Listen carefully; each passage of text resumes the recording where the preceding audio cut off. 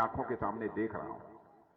बहनों भाइयों, मुझे ऐसा लगता है कि मुझे अब अपील करने की जरूरत नहीं है, बल्कि क्षेत्र की जनता ने स्वतः मन बना लिया है कि पिछली बार से भी अधिक मतों से प्रेम नारायण जी पांडे को विजय दिलाकर हमको विधानसभा में देंगे।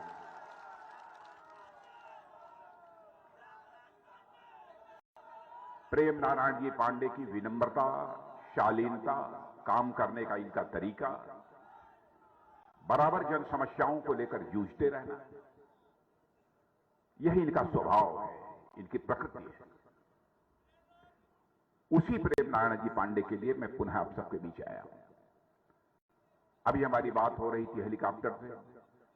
मैंने पूछा ब्रजभूषण शरण से, क्या हाल है प्रेम नारायण जी पांडे का? पिछली बार तो अच्छा रहा, इस बार क्या है? कहें तो इन्होंने कहा कि भाई साहब चिंता मत करिए, प्रेम नारायण जी पांडे पिछली बार जितने मतों से जीते थे उससे बहुत अधिक मतों से इस बार विजय प्राप्त करने जा रहे हैं।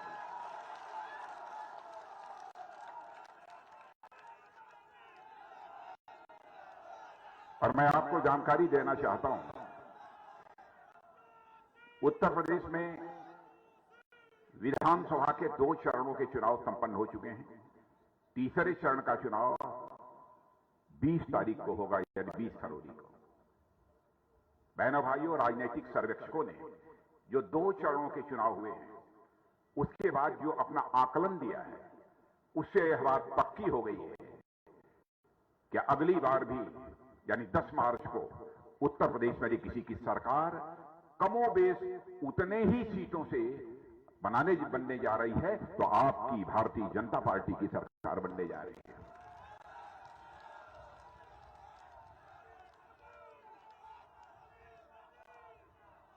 मेरे बहनों भाइयों, भारतीय जनता पार्टी का यह चरित्र है।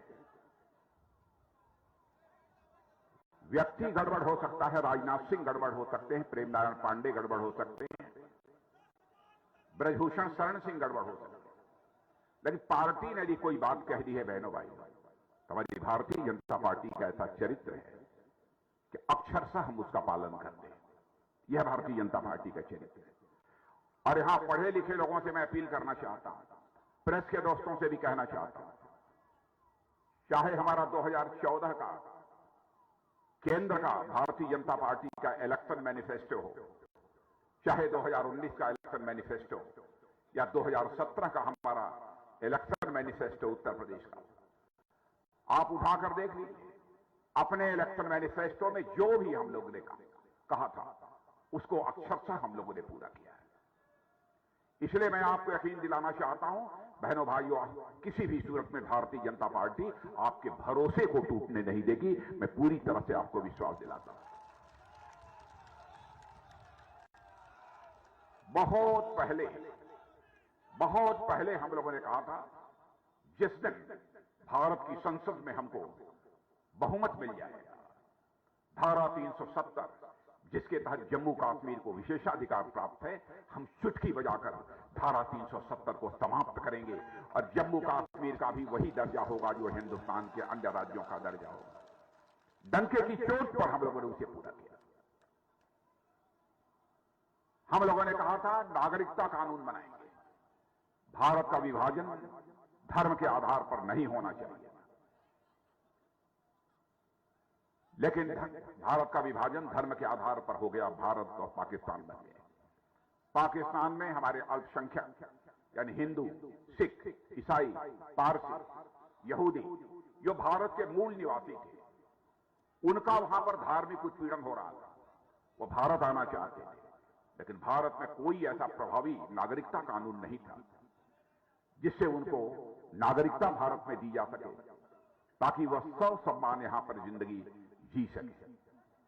बहनों भाइयों, हम लोगों ने बहुत पहले वादा किया था कि हमको बहुमत मिल गया संसद में, हम आएंगे और नागरिकता का कानून बनाएंगे। जो कहा था वह करके दिखा दिया। नागरिकता का कानून हम लोगों ने भारत की संसद में पास कर दिया। और तीसरी बात आपको बतलाने की आवश्यकता नहीं है, आप अच्छी तरह जानते हैं। 84 में कहा था हम लोग आएंगे, अयोध्या की धरती पर भव्य राम का मंदिर बनकर रहेगा। बहनों भाइयों, आज अयोध्या की धरती पर आप भव्य राम का मंदिर बनता हुआ प्रत्यक्ष अपनी आंखों से देख सकते हैं। जो कहा था सो किया।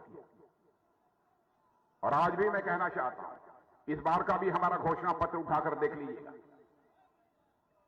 जो हम लोगों ने कहा है अक्षरशः उसका पालन करेंगे। यह भारतीय जनता पार्टी का चरित्र है मेरे बहनों भाई। यहां पर भारतीय जनता पार्टी ने योगी जी के नेतृत्व में जिस तरीके से 5 वर्षों तक सरकार चलाई है, मुझसे बेहतर आप जानते हैं।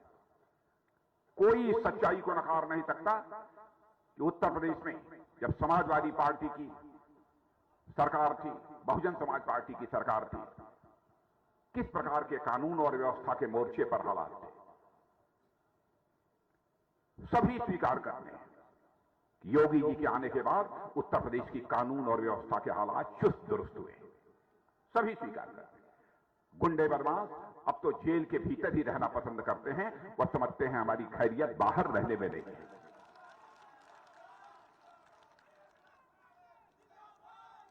और जिन लोगों ने अवैध तरीके से पैसा बनाया था मेरे बहने भाइयों, माफियाओं ने, उनके आलीशान महल ध्वस्त किए जा रहे हैं बुलडोजर से। और योगी जी ने यह भी फैसला किया, जहां पर इस प्रकार के गलत तरीके से बनाए गए मकान अथवा उनकी संपत्ति जो माफियाओं की है, उसको धराशायी यदि किया जा रहा है तो वहां पर किसी पूंजीपति का मकान नहीं बनेगा, बल्कि हमारे उत्तर प्रदेश के गरीबों के मकान का वहां पर निर्माण होगा। विकास की पहली शर्त होती है चुस्त दुरुस्त कानून व्यवस्था। और बहनों भाइयों, कानून और व्यवस्था को चुस्त दुरुस्त करने में जिस प्रकार से हम लोगों ने शानदार कामयाबी हासिल की है, आज उत्तर प्रदेश की चर्चा सारे हिंदुस्तान में हो रही है। जिस तरीके से हम लोगों ने कामयाबी हासिल की है विकास के मामले में, कोई उठाकर आंकड़े देख ले, एक्सप्रेसवे, हाईवे, अन्य भी बहुत सारे काम कितनी तेजी के साथ हुआ है। 3,500 सूक्ष्म, लघु और मध्यम औद्योगिक इकाइयों की भी स्थापना यहां पर हुई है। दूसरी राजनीतिक पार्टियां जनता की आंखों में धूल झोंककर राजनीति करना चाहती हैं, गुमराह करने की वह कोशिश करते हैं। कहने को कह देते हैं, भारतीय जनता पार्टी की सरकार आने के बाद उत्तर प्रदेश पहले से गरीब हुआ है।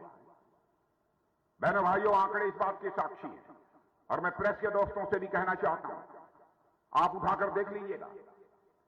मेरी गलत हो कोई बात, अखबार के पन्नों पर आप लिख देना, हम अपनी गलती स्वीकार कर लेंगे। क्योंकि जिंदगी में हमने राजनीति की है तो जनता की आंखों में धूल झोंक कर राजनीति नहीं की है, जनता की आंखों में आंख डालकर राजनीति की है। बहनों भाई,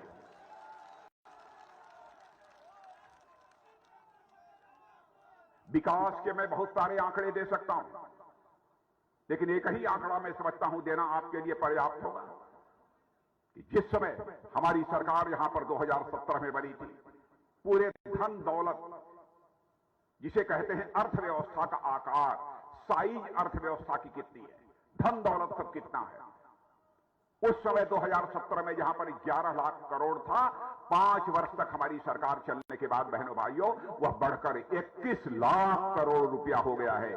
यानी पूरे हिंदुस्तान में उत्तर प्रदेश की अर्थव्यवस्था यह दूसरी अर्थव्यवस्था होगी। यह शानदार कामयाबी हम लोगों ने हासिल की है। उसके बाद भी समाजवादी पार्टी और बहुजन समाज पार्टी, कांग्रेस पार्टी सरकार के ऊपर उंगली उठाते हैं। बहनों भाइयों, मैं मानता हूं कि कानून और व्यवस्था के हालात यदि चुस्त दुरुस्त न होते, इतने विकास के कार्य भी किसी भी सूरत में संभव नहीं थे। हर ब्लॉक और तहसील हेडक्वार्टर पक्की सड़कों से जोड़ दिया गया है। क्या समाजवादी पार्टी ने और बहुजन समाज पार्टी ने, कांग्रेस ने कराया है?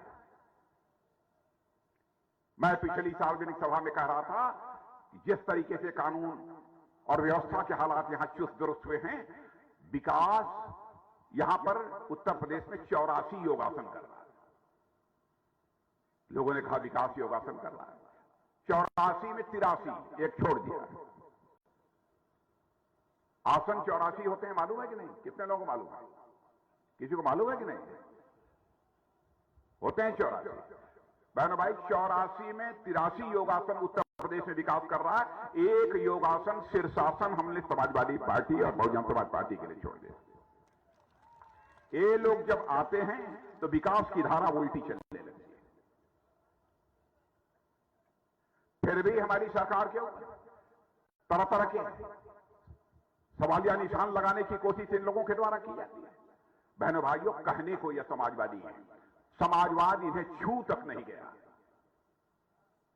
समाजवादी वह होता है जो आम जनता के भय और भूख का समाधान करे। हमारी सरकार ने जनता के भय का भी समाधान किया है और मैं दावे के साथ कह सकता हूं जनता के भूख का भी समाधान किया है। कोरोना का इतना बड़ा संकट था, महामारी 100 वर्षों में इतनी बड़ी कभी नहीं आई थी भारत के अंदर। दुनिया के बड़े बड़े देश तबाह थे, यहां तक कि अमेरिका और बहुत सारे धनवान देश तबाह थे मेरे बहनों भाई, बहुत सारे देश। लेकिन जिस तरीके से हमारे प्रधानमंत्री ने कोरोना पर काबू पाने में कामयाबी हासिल की है, उसकी प्रशंसा केवल भारत में ही नहीं बल्कि दुनिया के दूसरे देशों में हो रही है। और कोरोना के संकट में लॉकडाउन होने के कारण लोगों का कामकाज बंद हो गया था। कामकाज छोड़कर लोग घरों को वापस लौट रहे थे। क्या होता है, रोजी रोटी समाप्त हो चुकी थी, खाने पीने के भी लाले पड़ गए। उस समय हमारे प्रधानमंत्री ने फैसला किया, जब तक इस कोरोना के संकट से निजात नहीं मिल जाती और हमारे उन गरीब भाइयों के हाथों को रोजगार नहीं मिल जाता, तब तक महीने में 2 बार उन्हें मुफ्त राशन मुहैया कराया जाएगा। और आज इस हिंदुस्तान में 80 करोड़ से अधिक लोगों को मुफ्त राशन मुहैया कराया जा रहा है।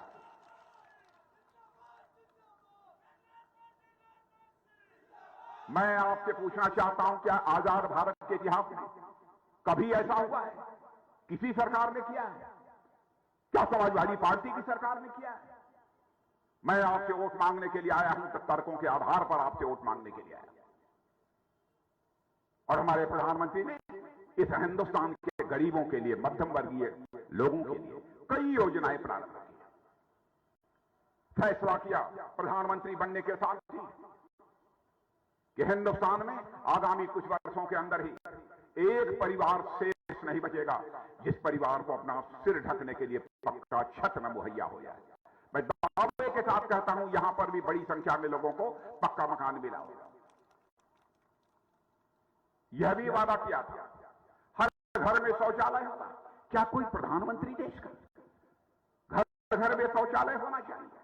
गरीब माताओं बहनों की भी इज्जत होती है, आबरू होती है, उन्हें बाहर न जाना पड़े, इसकी चिंता की। गरीब माताएं बहनों को भी खाना बनाने के लिए नीची जला कर, लकड़ी जला कर, धुएं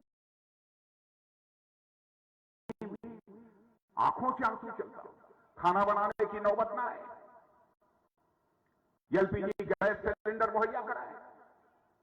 और आज मैं आपको आश्वस्त करके जाना चाहता हूं, हमारी सरकार बनेगी बहनों भाइयों, तो होली और दीपावली के अवसर पर 2 मुफ्त गैस का सिलेंडर मुहैया कराया जाएगा। 2 मुफ्त गैस का सिलेंडर मुहैया कराया जाएगा।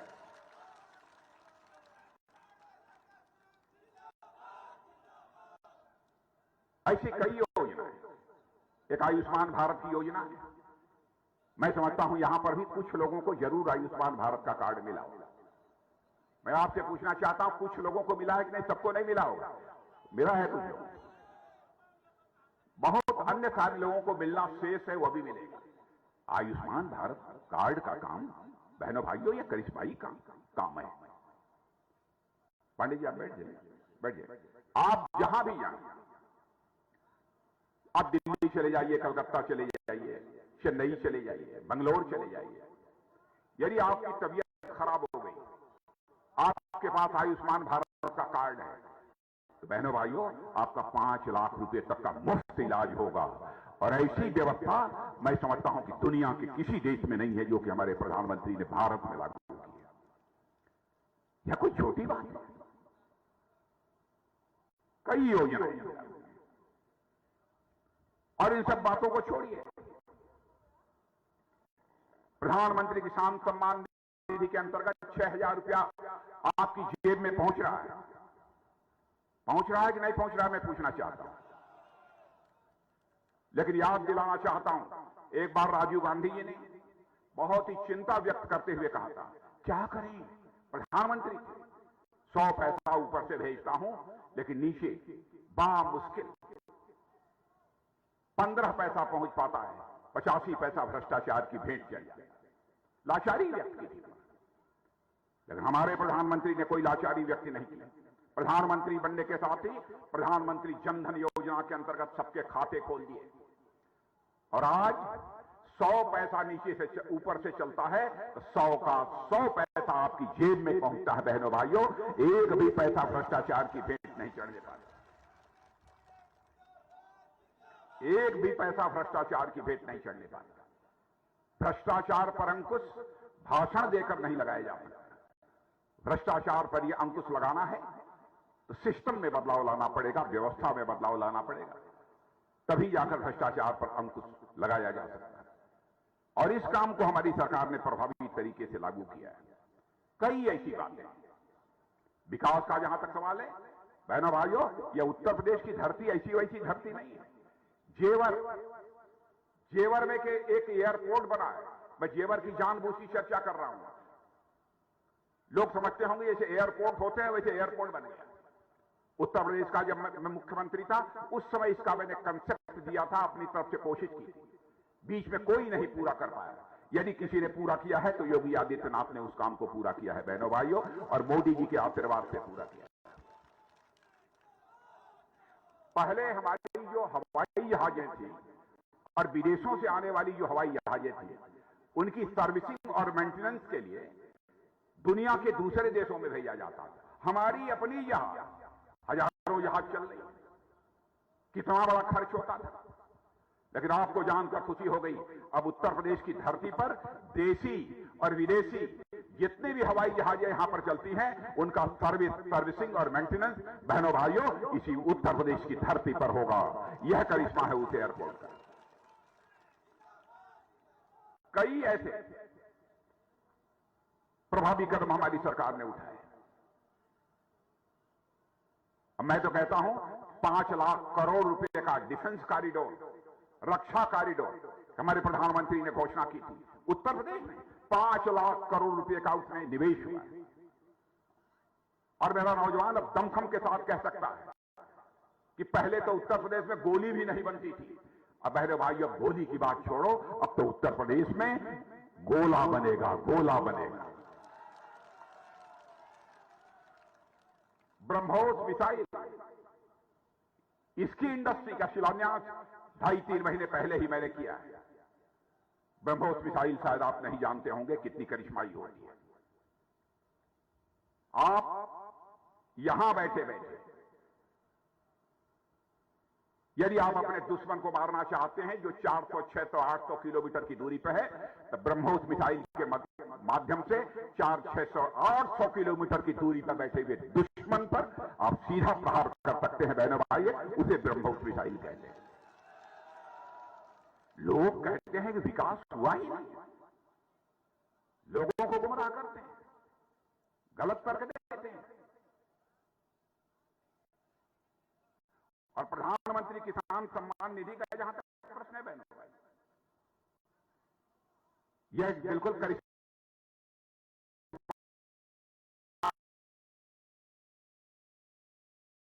काम हुआ है। हमारी सरकार भी इस समय दे रही है कि नहीं 6,000 रुपया और नहीं 6,000 के ऊपर 6,000 ना, हाँ वही मैं कहना चाहता हूं। और बहनों भाइयों, प्रधानमंत्री किसान सम्मान निधि के अंतर्गत शायद आपको किसी ने बतला दिया हो, आपको बतलाना 6,000 रुपया मिल रहा है। प्रदेश में भाजपा की सरकार बना दो, 6,000 रुपया और मिलेगा, 12,000 रुपया आपके खाते में।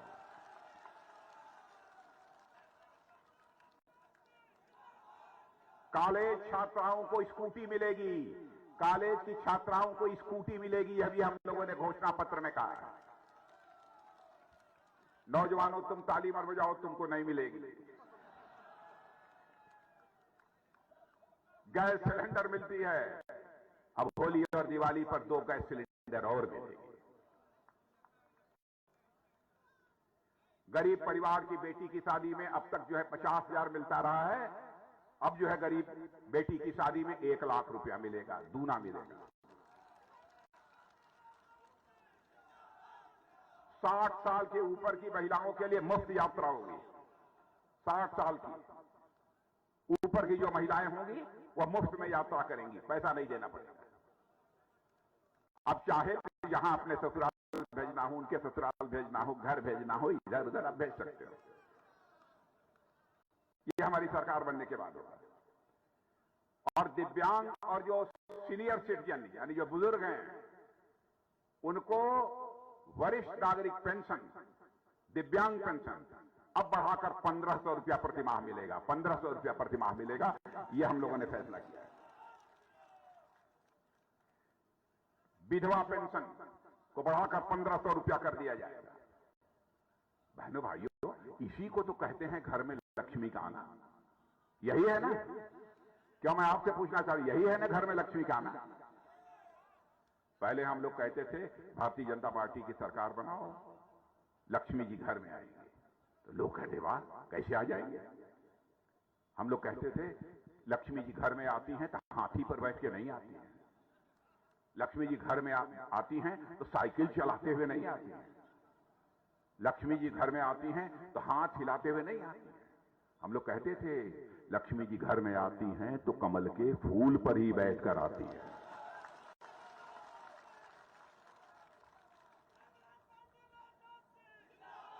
यह भी जो हम लोगों ने कहा था, यह भी जो हम लोगों ने कहा था वो सही कहा।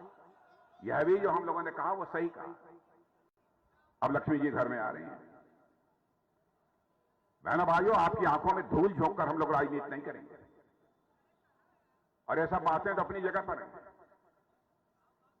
केंद्र में भारतीय जनता पार्टी की सरकार बनने के बाद, मोदी जी के प्रधानमंत्री बनने के बाद, डंके की चोट पर सीना ठोक कर आप ये कह सकते हो सारी दुनिया में भारत की प्रतिष्ठा बढ़ी है, भारत की इज्जत बढ़ी है।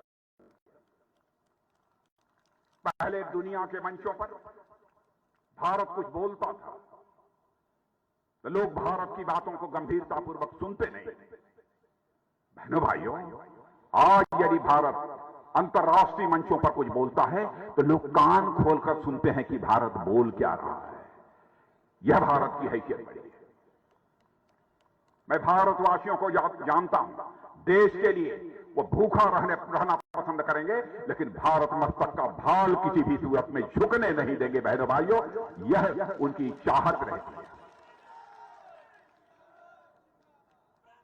और मैं दावे के साथ कह सकता हूं, इस सरकार के आने के बाद सारी दुनिया में धारणा बन गई है कि भारत अब कमजोर भारत नहीं रहा है, भारत अब दुनिया का ताकतवर देश बन गया है।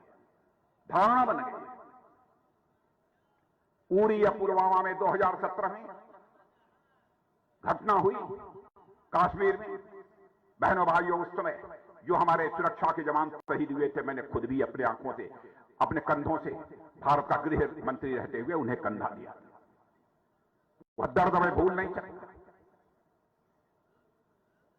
पाकिस्तान से आतंकवादियों ने आकर हमारे सुरक्षा के जवानों पर